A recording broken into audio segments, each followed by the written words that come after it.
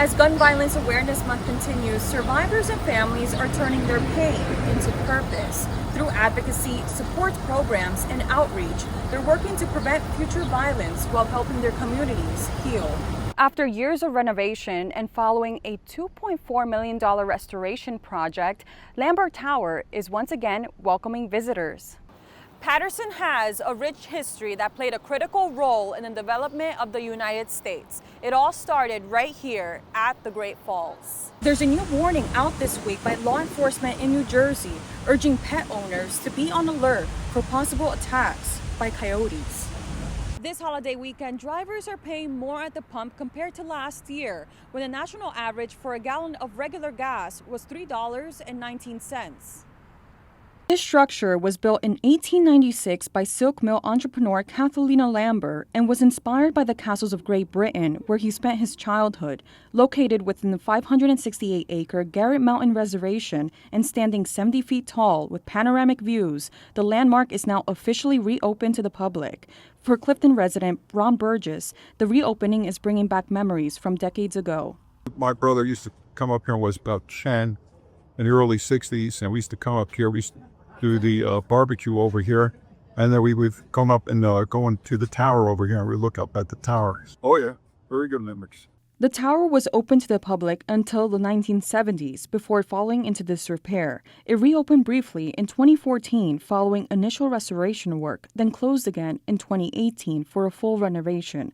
Officials say this time the focus was on a long-term restoration, prioritizing visitor safety while preserving the tower's historic character.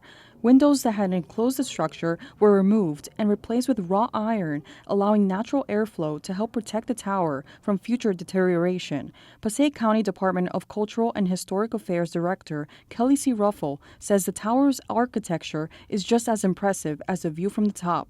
Some of the defining features, I first start with the stone that is used. It was historically quarried here. I think just marveling at the fact that this was built in 1896 and, they're building this large tower and just, how they were able to do that with nothing more than wood scaffolding and a few men. The fact that, Lambert built it because he wanted to see these magnificent views of the New York Harbor, and today you can kind of see, what he had seen back in, the 1890s.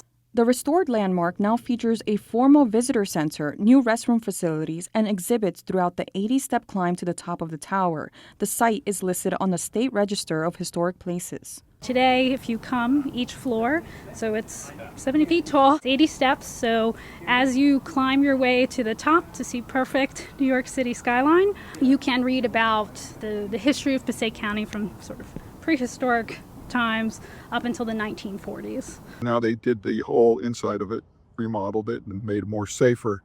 And I'm interested to go inside and see what exactly it is. Well, just reminisce. Lambert Tower will now be open to visitors Wednesday through Sunday from 10 a.m. to 5 p.m. Tour guides will be on site to lead the way through the tower and its history. Reporting for WMBC Hometown News, I'm Jessica Reyes. These vending machines could mean life or death, dispensing Narcan to anyone in need. It's part of a mission by nonprofit Integrity House. Located outside the Ambulatory Care Center at University Hospital in Newark, the new kiosk provides Narcan to reverse opioid overdoses. Positioned across the emergency department, it's one of several being rolled out across counties, including Essex, Morris, Middlesex, Monmouth, and Sussex. The machines also offer test strips, hygiene kits, at-home HIV tests, wound care supplies, and pregnancy tests. Integrity House says the goal is to provide free, easy, and confidential access to critical resources. Narcan alone is credited with saving tens of thousands of lives each year. Reporting for WMBC Hometown News, I'm Jessica Reyes. At 33, she became the first woman to operate a tiller truck, a critical role for the safe maneuvering of large ladder trucks. Today, she's celebrating another milestone. Brittany Rawls is now the first female lieutenant in the Passaic Fire Department's history. I am looking forward to giving back to the younger generation here at the fire department. I have 2 younger guys on my apparatus, and I can't wait to dig in and start training. Reyes says the journey hasn't come without challenges in a field traditionally dominated by men, adding that she worked to push past those barriers and change perceptions. Not being entrusted the same way, and that can sometimes lower your confidence, but I have built such a huge community of women, sisterhood and smoke, and we lean on each other.